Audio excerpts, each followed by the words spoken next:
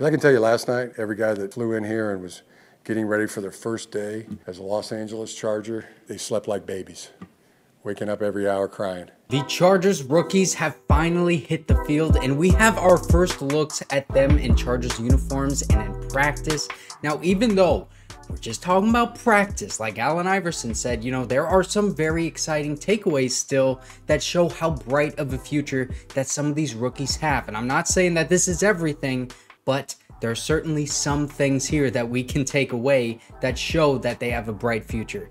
Now, I want to start out with Junior Colson because I think he's actually a sleeper for Defensive Rookie of the Year right now, because I think he's going to have the easiest time translating his game to the NFL level, because everything he did in college and everything that was asked of him in college, he is going to be asked to do in the NFL with literally the same guys, Jesse Minter and Jim Harbaugh coaching him.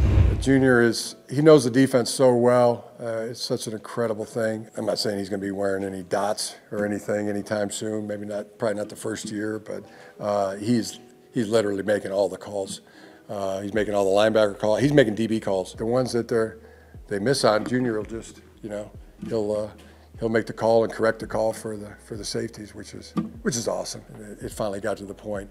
Somebody other than Junior answer this next question. So Junior Colson was graded by the Chargers as a late second to early third round pick on their board, and the reason for that is because he is an extremely athletic linebacker with great size. And the thing that I've been saying for a long time in the draft process is that he has an extremely high football IQ, especially for just playing football since high school. He started playing football very late in his life. I mean, he was like 16 years old, so it's not really that late, but in terms of like the other guys, they've been playing football since like Pee-wee. But he has shown such a high intelligence when it comes to knowing what he is supposed to do and reading and reacting to what is going on around him. And the fact that a rookie on the first day of minicamp is already just like so entrenched in the defensive scheme that he is able to not only understand exactly what he is supposed to be doing and what the linebackers around him are supposed to be doing, but he is telling the DBs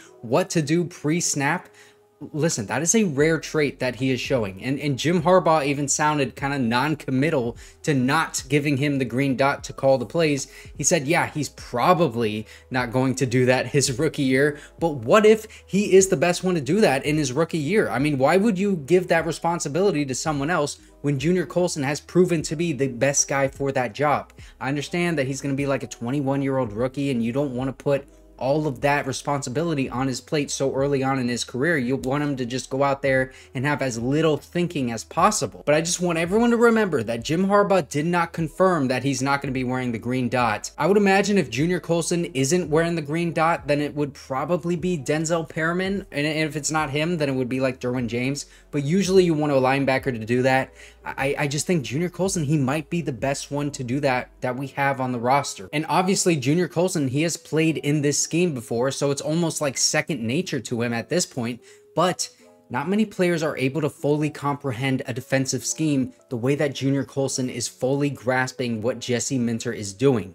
That takes a lot of hard work and intelligence to be able to study a playbook and then put it into action on the field.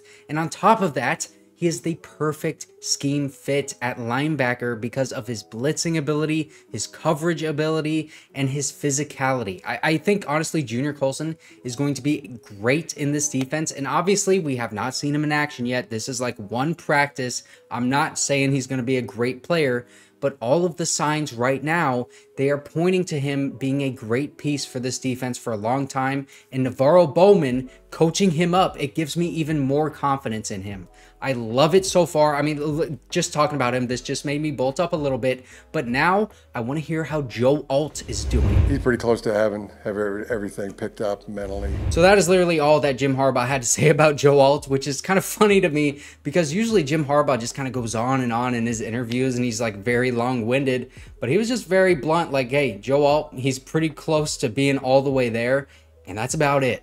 I mean, from the footage that we've seen, he looks good in the reps, and the fact that he's also picking things up quickly, that's nice to hear. And obviously, you know, as an offensive lineman, there's less to stress about in terms of like the playbook than when you're a linebacker like Junior Colson. But look, Joe Alt, his father was a great offensive lineman in the NFL for a long time for the Chiefs. So he knew what he was coming into. He was probably very prepared to go in there and hit the ground running for the Chargers. But now I want to hear about Brenden Rice because he was my favorite pick from this draft. But really quickly, if you click my link in the description and sign up with Underdog Fantasy using my code McLane, that is MACLANE, you will get a special pick'em and a first-time deposit offer up to $250 in bonus cash. This is a new Underdog offer that they're doing, and obviously, you guys know I love Underdog Fantasy. It's my favorite fantasy sports app. This is the best way to support me, so thank you so much. If you use my code, I'm very appreciative. But now, I want to hear Jim Harbaugh talk about Brenden Rice. Yeah, the measurables, the production, just the kind of football player that he is. I mean, we were really thinking he'd be. We had a grade of third, fourth round on him. So the Chargers had a 3rd to 4th round grade on Brenden Rice, which is kind of just about where I was expecting him to go before the draft.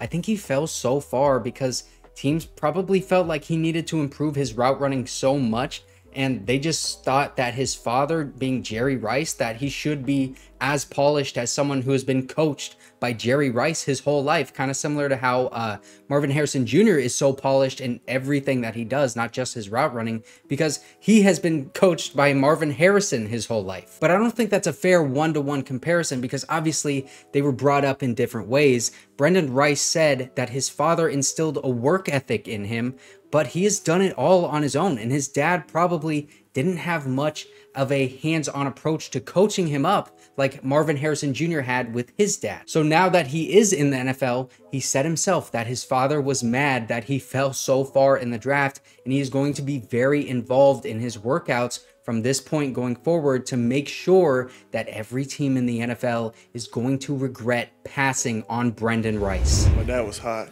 First words he said was, "Time to go to work." And he said, "I will be with you every step of the way." He said that I'm going to be involved within all your workouts from now on.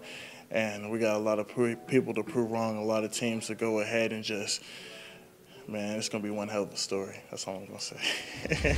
This is only the beginning of the Brenden Rice underdog story, man. And this is how every great late round pick starts out. They fall in the draft for whatever reason, and then they have a chip on their shoulder wanting to prove everyone wrong, and they are so hyper motivated to succeed that they just ball out in the NFL. And I am not saying that Brenden Rice, after one rookie minicamp practice and talking to the press in the interview afterwards, that he is for sure going to be the next great late round pick wide receiver. I'm not saying that at all, but I am saying that he is doing all of the right things in order to outplay his draft stock, and he has everything that he needs around him in order to succeed. He just needs to put the work in.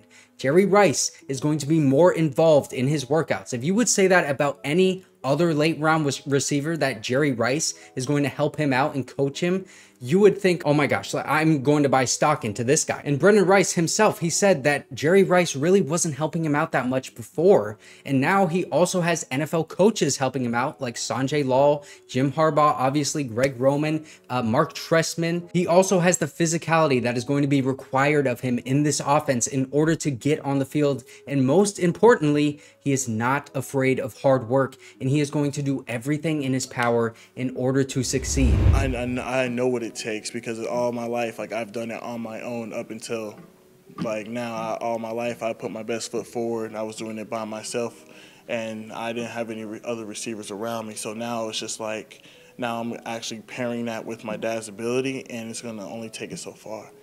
I can't wait. I mean, when you just listen to Brenden Rice talk to the media in his interview after practice, I mean, you just hear how well-spoken he is. And I really have a great feeling about Brenden Rice. I did as soon as they drafted him, just like a lot of Chargers fans did. And now after this interview, I just think he's got a great mindset, and I love the way that he is heading. I think he needs to stay on this track, and he is going to be a pretty good NFL wide receiver. I that's what I'm hoping. Every day I approach the game with today, I will do what others won't, so tomorrow I can do what others can't.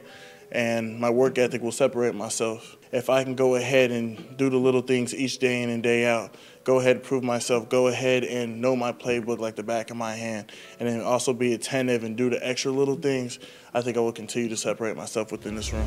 So those are the major takeaways from the Chargers rookie minicamp. Lad McConkey was also out there. I thought he looked pretty good, but there's nothing like significant to take away from just this one practice that we saw. But yeah, Brenden Rice, I think he's got everything on his plate right now in order to go out there and have a very successful career. I'm really hoping that he does, because I think, you know, as soon as the Chargers drafted him, I said, this is the guy that we're probably all going to look back on and say, my gosh, how did the Chargers get him in the 7th round? But also, if you did not see my video yesterday, you can click right here.